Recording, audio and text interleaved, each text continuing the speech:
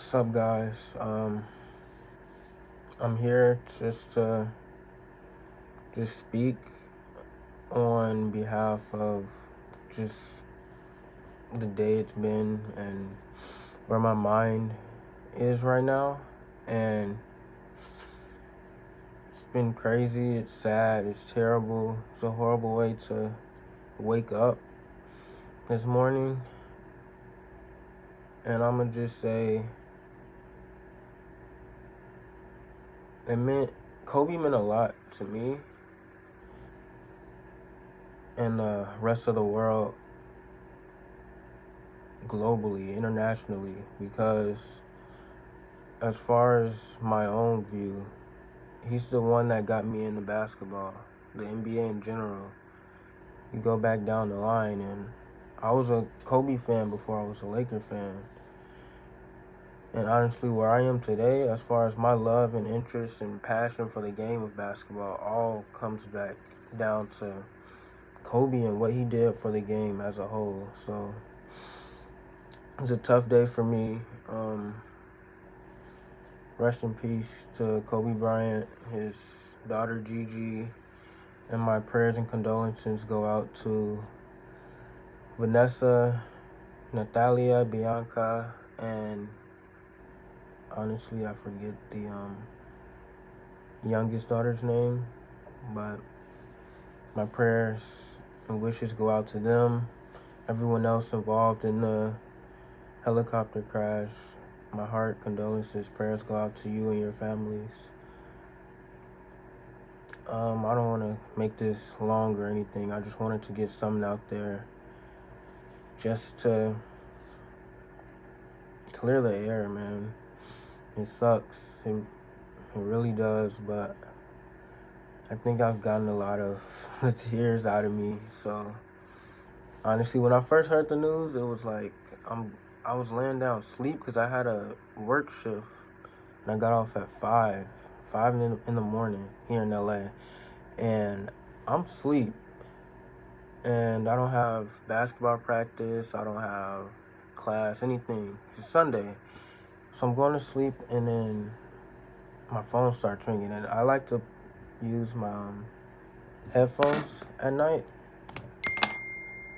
I use these. And I just had one of them in.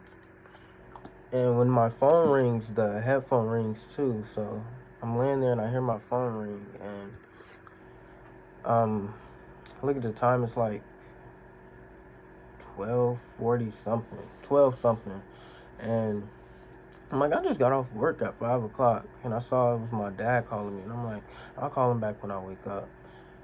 So I just let the phone ring, and then call me back like 2 minutes later, my dad again. I'm like, okay, I'll call him when I wake up, when I actually get up out of bed, and then honestly, that was it. And like 1 minute later, my friend, I don't remember the order, but it was my homie Javon Harper, back from high school. He called me. I'm like, why is he calling me? I'm like, okay. And I let that call go. And I'm like, I just got off work at 5 o'clock and I didn't go to bed till 6. So I'm like, I'm sleeping in. I'm trying to sleep. And then my homie, one of the managers for the basketball team at UCLA, my homie Jack, FaceTimes me. And then I'm like, why are all these people calling me? And I just let his call ring.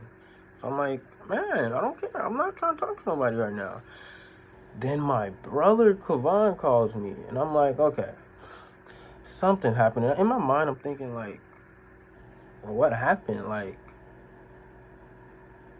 all three of these people don't relate to each other. So like, it can't be a family issue, because the only people from my family that would call me about something family related would be my brother and my dad.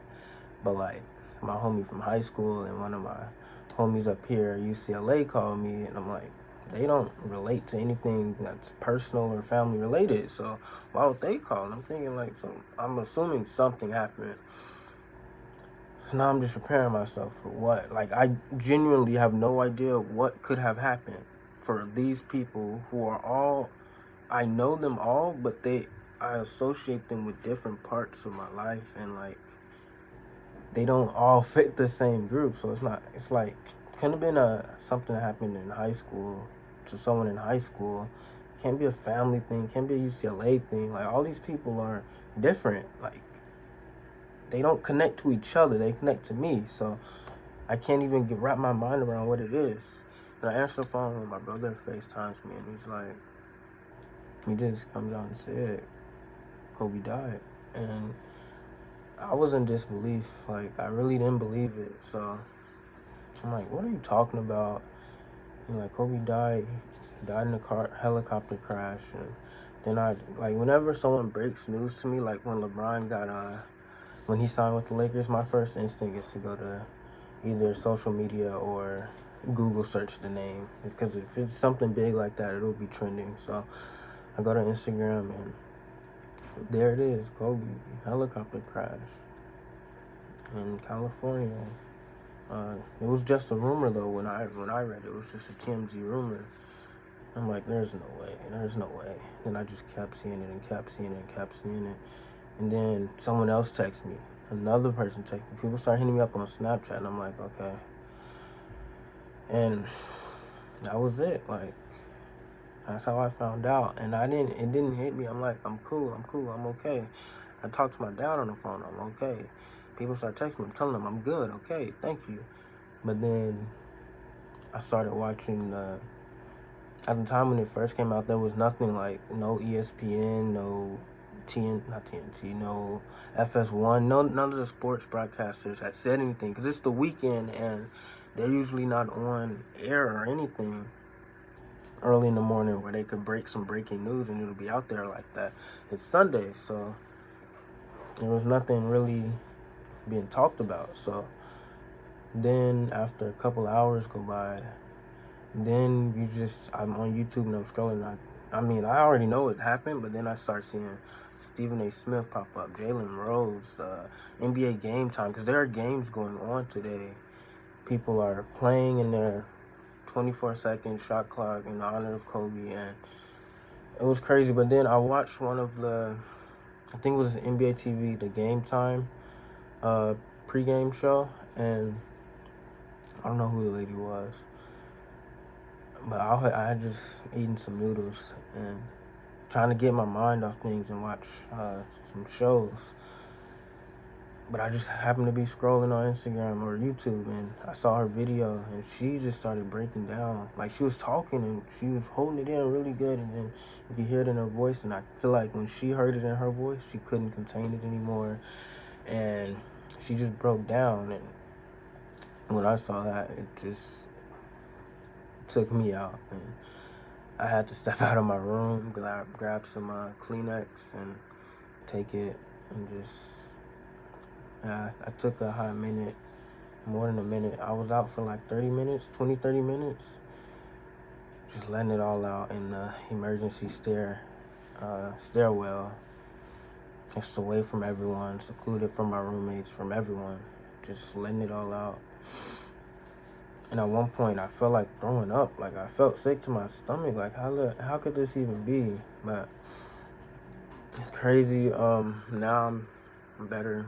You know, it's moments like this where I really start to, I hate that it happens, but I do start questioning my faith, and like, I hate that it happens this way. But you know, everything happens for a reason. God will make everything work out. He will. That's what he does. So, I did not mean to go on this long. I'm sorry. I just wanted to get something out there before. So that's really all I gotta say. I've had a lot of friends and family comfort me and just let me know that they're gonna be there for me, because this is huge. Kobe brought me to the game of basketball. Like, honestly, it was Kobe before anything. Kobe before Lakers, and now where I am with the Lakers is like because of Kobe, and it's tough. 41, man. 41 years of age, and this man is gone from us just like that. It's not fair. It's really not. And they were just talking about this man last night because LeBron passed Kobe on the all-time scoring list for third. Kobe moved down to fourth.